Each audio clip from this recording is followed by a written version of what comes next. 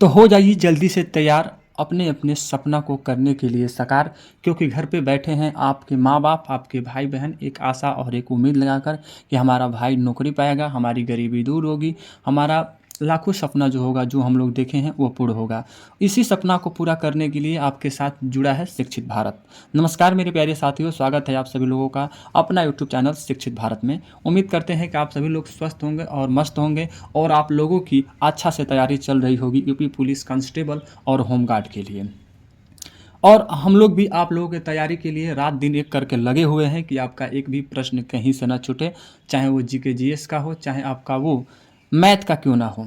तो प्यारे साथियों, इस तरह से आज जो हम लेकर आए हैं फिर से आप लोगों के लिए यूपी होमगार्ड्स और यूपी पुलिस के लिए स्वरमंडल से संबंधित प्रश्नों को आज हम कराएंगे। स्वरमंडल से संबंधित प्रश्नों को शुरू करते हैं अपना। देखिए जो पहला प्रश्न है, यानी कि कह रहा है कि स्वर प्रणाली के खोजकर्ता कौन थे। तो उत्तर होगा आप लोगों का कौन है, काफरनिकस।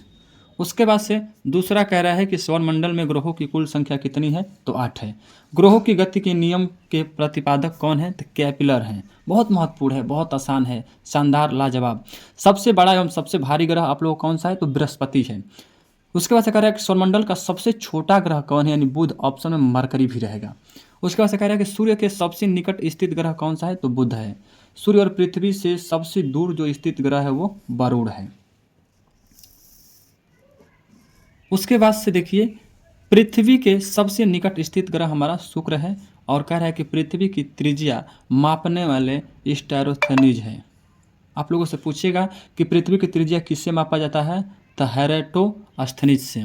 उसके बाद से कह रहा है कि पृथ्वी के पड़ोसी ग्रह कौन कौन सा है। तो जवाब होगा शुक्र एवं मंगल। उसके बाद से कह रहा है कि पृथ्वी का उपग्रह कौन है। तो चंद्रमा है, जिसे जीवाश्म ग्रह भी बोलते हैं। उसके बाद से और आगे कह रहा है कि पृथ्वी का निकटतम तारा कौन सा है। तो हमारा सूर्य होगा। सूर्य का निकटतम तारा कौन सा है। तो प्रकाशिमा सेंचुरी है। और कह रहा है नीचे कि सर्वाधिक चमकीला एवं गर्म ग्रह कौन सा है। तो हमारा शुक्र है। और कह रहा है कि सर्वाधिक ठंडा ग्रह है, यानी कि वरुण है। सबसे ठंडा ग्रह वरुण है।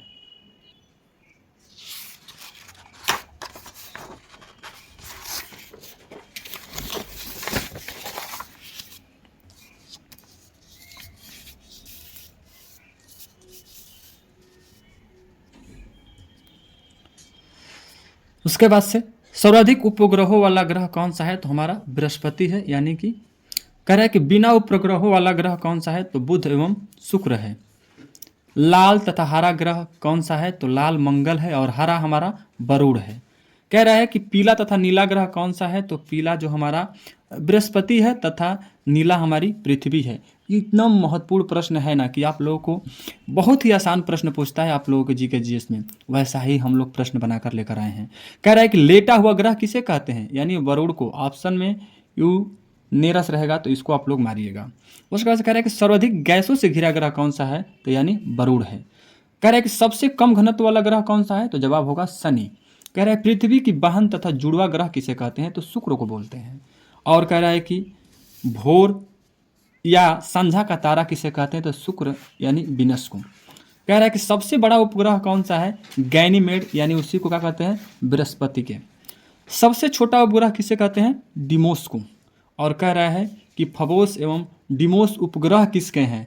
तो मंगल के। कह रहा है कि शनि का सबसे बड़ा उपग्रह कौन सा है। तो टाइटन है। और कह रहा है कि वलय यानी छाला युक्त ग्रह कौन है। शनि है, जिसकी संख्या कितनी है, 7 छाला है।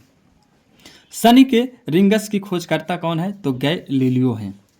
उसका से कह रहा है कि सबसे तेज एवं सबसे धीमी गति से घूर्णन करने वाला ग्रह क्रमशः कौन है। तो सबसे तेज आपका बुध करता है और सबसे धीमी गति से शुक्र करता है। उसके बाद से कह रहा है ये कि पृथ्वी के विपरीत दिशा पूर्व से पश्चिम में चक्कर लगाने वाला ग्रह कौन सा है। तो शुक्र है और वरुण है।